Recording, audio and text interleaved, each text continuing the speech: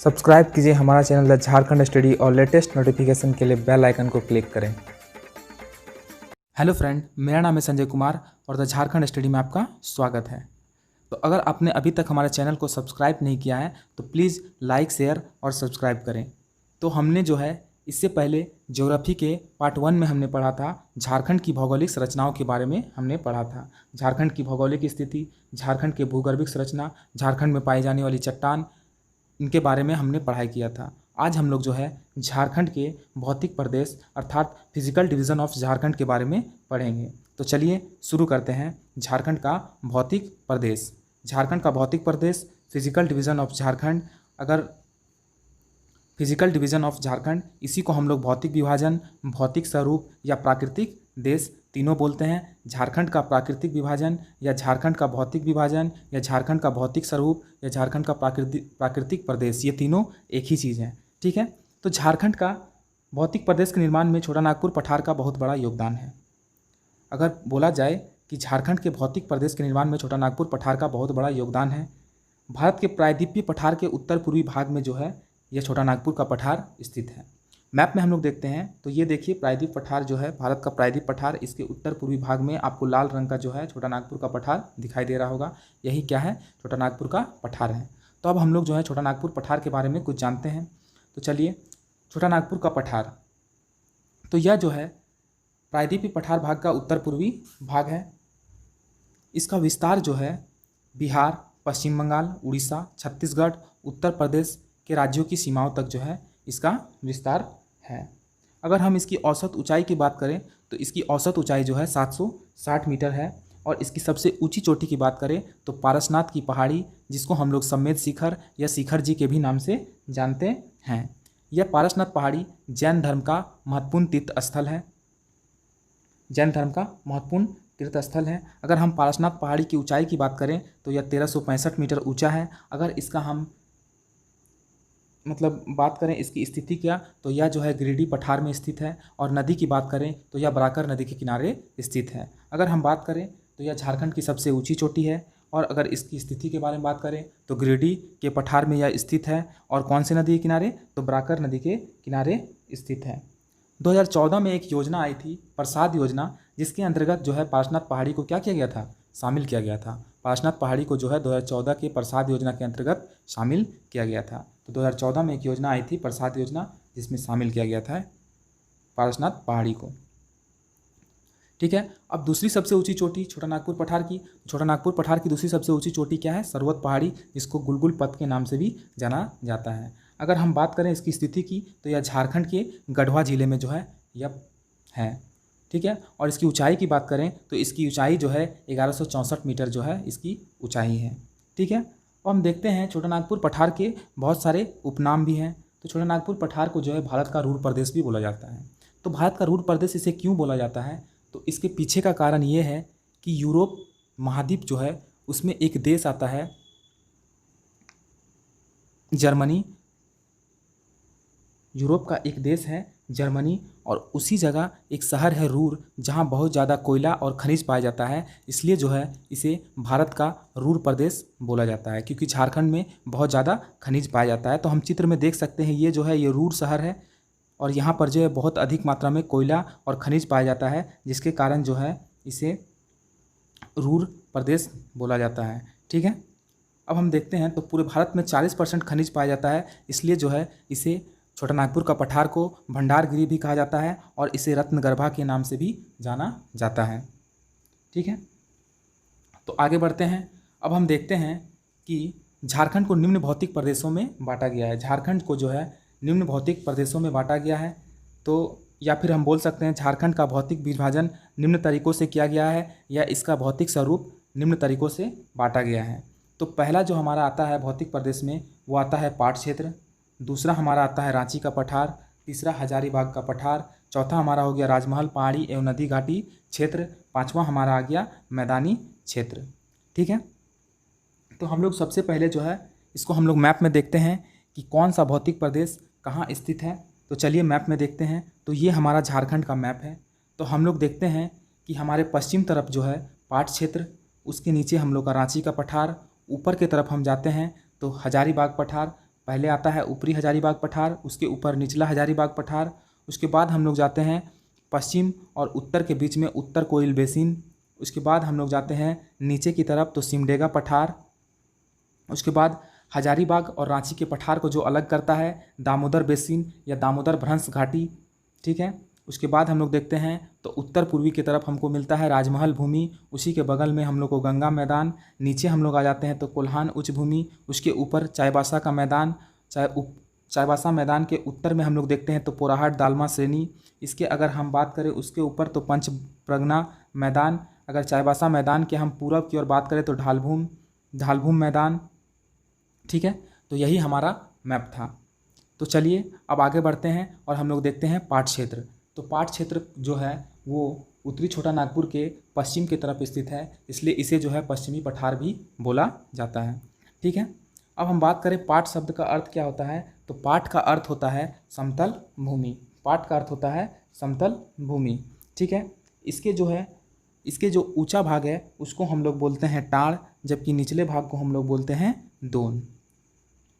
इसका विस्तार का बात करें तो यह जो है रांची के पठार के पश्चिम में तथा पलामू उच्च भूमि के दक्षिण तक इसका विस्तार है। रांची के पठार के पश्चिमी भाग और से लेकर पलामू के दक्षिणी छोर तक इसका विस्तार है। अगर हम इसके मैप में हम देखें तो मैप में हम देख सकते हैं ये जो है रांची का पाट क्षेत्र है। ये जो क्या है, ये पाट क्षेत्र है। और इसकी आकृति अगर हम देखते हैं तो इसकी आकृति हमें कैसा दिखाई देता है, त्रिभुजाकार इसकी आकृति हमें दिखाई देती है, ठीक है। इस क्षेत्र का जो है प्रमुख ऊंचे पाट में जो है नेत्राहाट, गणेशपुर पाट और जनीरा पाट प्रमुख है। और जो है सबसे ऊंचा पाट क्षेत्र का सबसे ऊंचा पाट जो है वो नेत्राहाट पाट है, जिसका ऊंचाई 1180 मीटर। उसके बाद गणेशपुर पाट जिसका ऊंचाई 1171 मीटर। उसके बाद जनीरा पाट जिसकी ऊंचाई 1142 मीटर। अब हम लोग नेत्राहाट के बारे में हम लोग जानते हैं, तो चलिए नेत्राहाट के बारे में थोड़ा सा मैं आपको बता देना चाहता हूँ। नेत्राहाट जो है नेत्राहाट को जब हम तोड़ेंगे तो ये नेत्र प्लस हाट बनता है। नेत्राहाट को जब हम तोड़ेंगे तो ये नेत्र प्लस हाट बनता है। नेत्र जो है एक हिंदी शब्द है जिसका मीनिंग होता है बांस। नेत्र का मतलब क्या होता है, बांस, और हाट का मतलब होता है बाजार। तो मतलब नेत्राहाट को जो है बांस का बाजार भी बोला जाता है। उसके बाद इंग्लिश में जब हम इसको लिखते हैं नेत्राहाट, तो नेत्राहाट को जब हम तोड़ते हैं तो ये होता है नेत्र और उसके बाद प्लस हाट। नेत्र इंग्लिश के वर्ड नेचर से मिलता जुलता वर्ड है और हार्ट जो है हार्ट से मिलता हुआ वर्ड है। अर्थात नेत्र जो है नेचर और हार्ट जो है हार्ट से मिलता हुआ है, अर्थात हार्ट ऑफ नेचर। इसलिए नेत्राहाट को जो है हार्ट ऑफ नेचर भी बोला जाता है। नेत्राहाट को जो है पहाड़ों की मल्लिका के नाम से भी जाना जाता है। सबसे अधिक वर्षा वाला स्थान या न्यूनतम तापमान से भी कहाँ पर है, तो नेत्राहाट में जो है सबसे न्यूनतम तापमान या सबसे अधिक वर्षा यहीं पर होता है, ठीक है। तो ये कुछ नेत्राहाट के बारे में था, बहुत ही इंपॉर्टेंट पॉइंट। अब हम लोग आगे देखते हैं तो प्रमुख जलप्रपात पाट क्षेत्र में जो है प्रमुख जलप्रपात कौन कौन से हैं, तो बूढ़ाघाघ, लोधाघाघ, हुंडरू, दसम, गौतम धारा और जोन्हा जलप्रपात जो है पाट क्षेत्र के अंतर्गत आते हैं। अब हम बात करें बारवे का मैदान इसी क्षेत्र में पाया जाता है, जिसका आकार कैसा होता है, तस्तरी नुमा होता है। बारवे का मैदान पाट क्षेत्र के अंतर्गत पाया जाता है, जिसका आकार कैसा होता है, तस्तरी नुमा होता है। अब यहाँ से बहने वाली कुछ नदियों के नाम और कुछ पहाड़ी क्षेत्र, तो सानू और सारू इस क्षेत्र की प्रमुख पहाड़ी तथा उत्तर कोयल, फुलझर, शंख आदि इस क्षेत्र की प्रमुख नदियाँ हैं, ठीक है। तो यही सब चीज़ें जो था वो पाट क्षेत्र में था, ठीक है। अब हम लोग आगे बढ़ते हैं। अब जो हमारा नेक्स्ट जो है पठारी क्षेत्र है वो क्या है, रांची का पठार।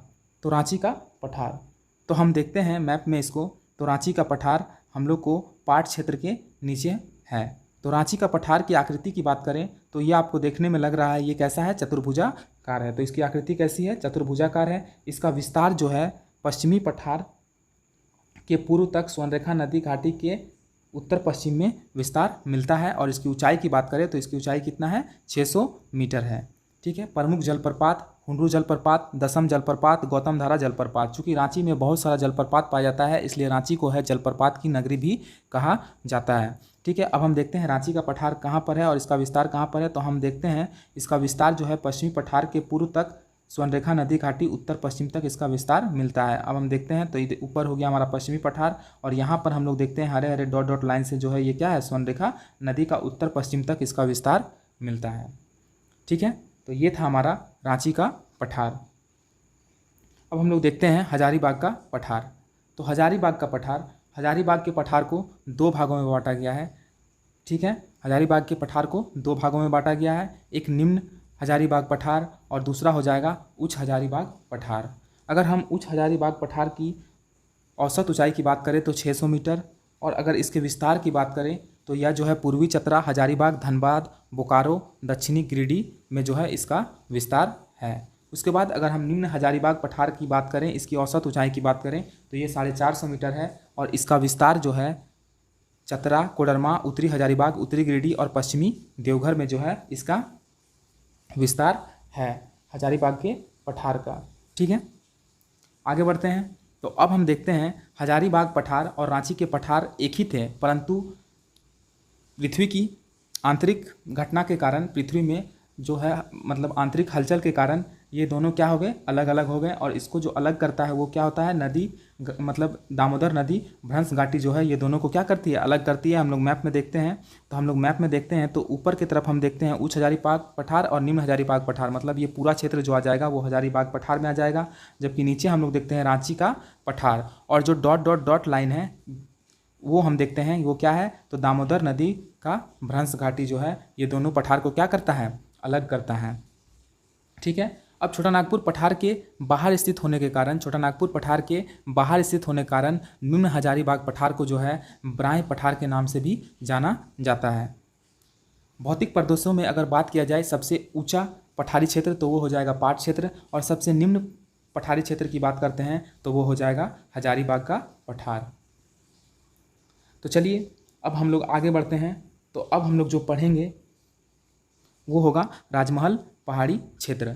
तो राजमहल पहाड़ी क्षेत्र तो हम मैप में देखते हैं तो ये जो है छोटा नागपुर पठार के उत्तर पूर्वी भाग में जो है राजमहल पहाड़ी क्षेत्र का स्थित है।